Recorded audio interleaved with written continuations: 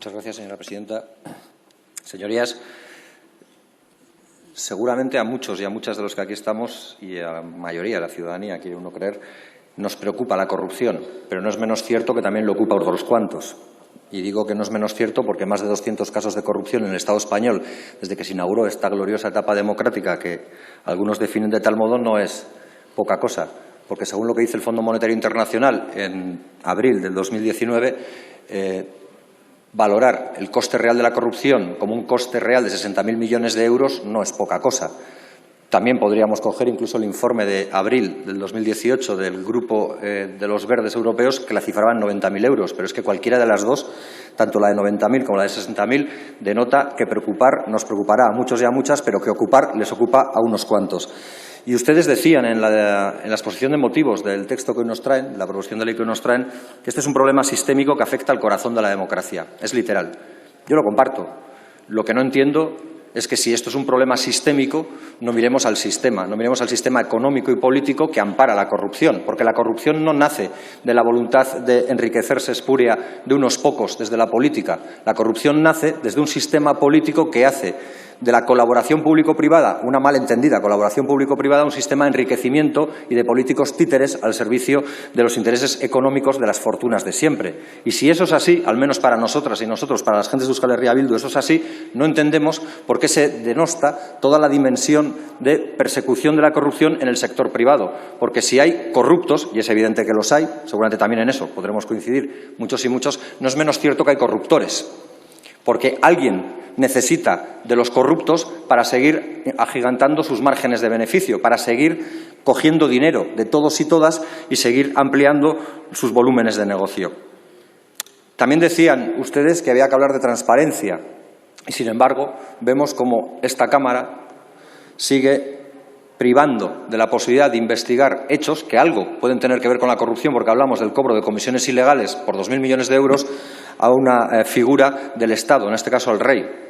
Pero también podríamos hablar, ya que estamos hablando de la corrupción y estoy hablando de los corruptores, tendríamos que ver quiénes eran las personas que acompañaban al monarca en los viajes a Arabia Saudí, quiénes llenaban el avión que iba a Arabia Saudí para luego traer negocios y cuántas comisiones se licitaban y se jugaban ahí, porque parece que eso también es materia reservada. También parece que conocer la identidad de esos empresarios ilustres del Estado español que iban con el rey emérito a Arabia Saudí a hacer negocios es materia reservada. Y eso no es algo que pueda casar muy bien con la transparencia de la que ustedes proclaman es necesario dotar al sistema político español.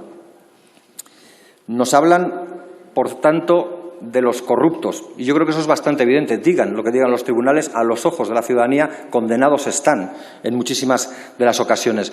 Pero nos hablan, como digo, de los corruptos y no hablan de los corruptores. Y no hace falta solo hablar de la Gürtel. Yo no voy a hablar aquí ni de Correa, ni del Bigotes, ni de otros, porque son piezas de un engranaje. Pero podríamos hablar de la curiosa coincidencia que hace que todos los políticos de diferente signo, en diferentes lugares del Estado español, decidan que la comisión a cobrar es el 3%.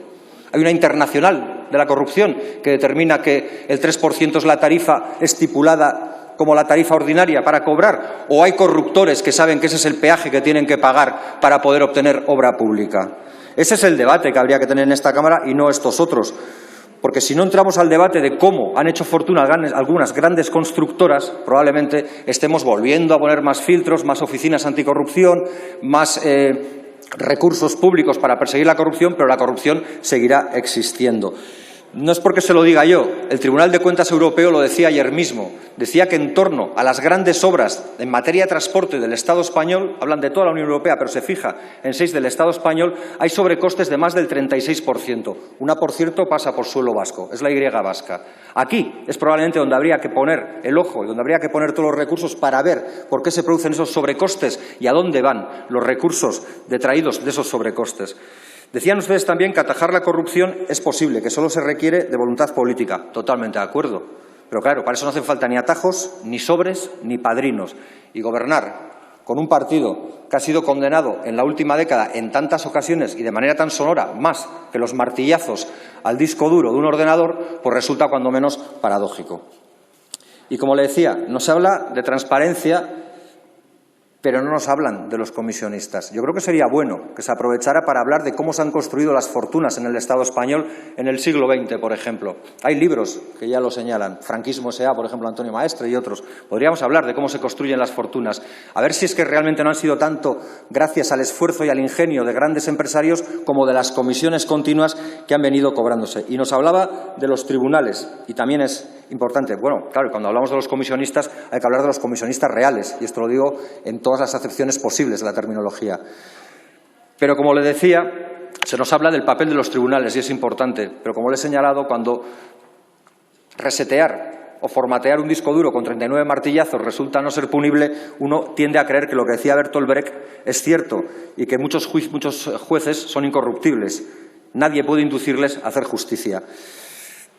Pero, como les decía, el FMI, para que vean que no cojo fuentes demasiado tendenciosas, señala que la corrupción es el abuso del poder público para una ganancia privada. Si la ganancia es privada, habría que investigar a los que hacen esa ganancia privada, como le estoy señalando.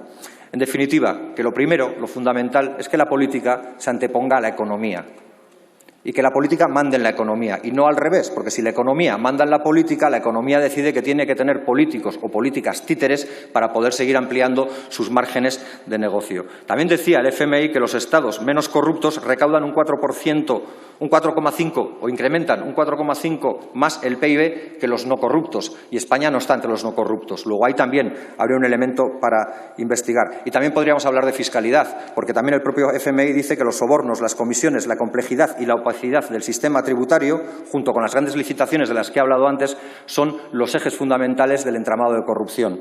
Bien, pues si la opacidad en el sistema tributario lo es tal, habría que hablar de la fiscalidad, habría que hablar de la elusión y de la evasión fiscal, habría que hablar de por qué se lleva el dinero a Suiza o por qué se lleva el dinero, y en esta Cámara alguien sabe algo de eso, a Andorra. Aunque a veces no estén muy atentos, Andorra. Allí se llevan el dinero para que no tribute donde tiene que tributar. Termino ya. A mí este debate de la corrupción me recuerda al debate anual que se tiene en ciclismo en torno a la Unión Ciclista Internacional y al doping, que resulta que es imposible pillarles porque los laboratorios privados y los gabinetes médicos privados siempre van un paso por delante. Cada atajo o cada freno que intentan poner al doping con cualquier sustancia dopante es superado por la I+D+I de esos laboratorios, que creo que es los que tienen también los grandes empresarios. Tácito decía que muchas son las leyes en un Estado corrompido. Yo no sé si hacen falta tantas leyes como una voluntad clara para acabar con esto. Ya lo decía Marcos Benavent en la Comisión sobre la financiación irregular del Partido Popular. Este era el yonki del dinero y quizás lo que a él le sirvió pudiera servir mucho más que estas leyes. A él parece que le sirvieron los ritos chamánicos. Mientras no se pasen con la ayahuasca, pues lo mismo conseguían entrar en una senda de rectitud que parece que no quieren tener. Gracias, señor Matute.